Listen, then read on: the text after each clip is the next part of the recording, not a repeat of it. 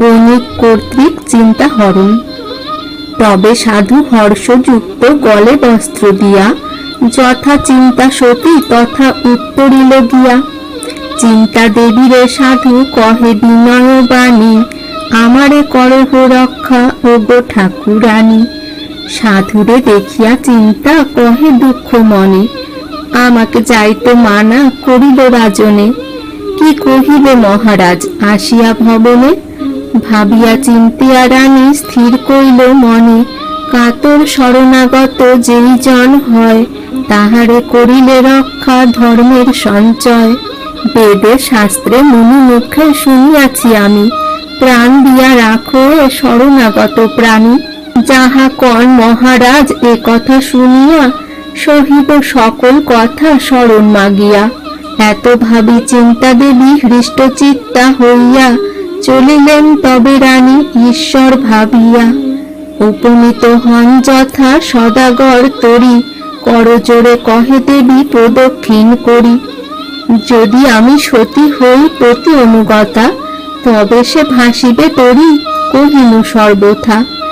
এত বলি সেই তরি পরশ করিতে, ভাসিয়া উঠিল তরণী সেই ক্ষণেতে। দেখি সদাগর হলো হরষিত মন, জানিল মনুষ্য নহে এই নারীজন। যদি মোর নৌকা কভু আটক হইবে, ইহাকে লইলে সঙ্গে তখনই চলিবে। এত ভাবি নৌকা পরে লইল চিন্তারে, দেখো যুধিষ্ঠির রাজা দইবে কি না করে। শুনি ধর্ম নৃপমণি কহে প্রভু প্রতি, অমৃত অধিক শুনি তোমার ভারতী। চিন্তার বলহ শেষে হইল কোন গতি, কিরূপে রহিল কোথা শ্রীবৎস নৃপতি। এত শুনি কহেন শ্রী যশোদা কুমার, শুনো মহারাজ কহি বিশেষ ইহার। অতি দুঃখে শোকাকুল কাতর অন্তরে, ঈশ্বর সরিয়া দেবী কান্দে উচ্চস্বরে। কেন আমি আইলাম আপনা খাইয়া, কান্দিয়া আকুল চিন্তা এ কথা ভাবিয়া। সূর্যপানে চাহি দেবী জোর করি হাত, বহু স্তব করে চিন্তা বহু প্রণিপাত। দয়া করো দীননাথ অখিলের প্রতি, মোর রূপ লহ দেব দেহ কু আকৃতি। জরাযুক্ত অঙ্গ প্রভু দেহ শীঘ্র গতি। এত বলি কান্দে দেবী লোটাইয়া ক্ষিতি, দেখি দেব ভাস্করের দয়া উপজিল। ভয় নাই বাণী নিঃসরিল, না কান্দহ না চিন্তহ ওগো চিন্তা সতী। স্বামী প্রতি সদা হয়ে থেকো ভক্তিমতী।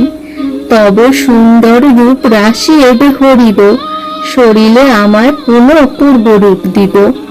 তবে সতী রূপ সূর্য করেন হরণ, গলিত ধবল মূর্তি দিল ততক্ষণ। এই রূপে চিন্তা দেবী নৌকায় রহিল, দক্ষিণেতে নৌকা বাহি সাধু যে চলিল। হেথায় কানন হতে আসি নিজালয়, শূন্য ঘর দেখি রাজা মানিল বিস্ময়। কান্দিয়া অস্থির রাজা না দেখি চিন্তায়, সকাতরে পড়শিরে জিজ্ঞাসেন রায়। পঠনে শ্রবণে নারী লভে ধর্ম জ্ঞান, মহাভারতের কথা অমৃত সমান। কাশীরাম দাস কহে শুনো পুণ্যবান।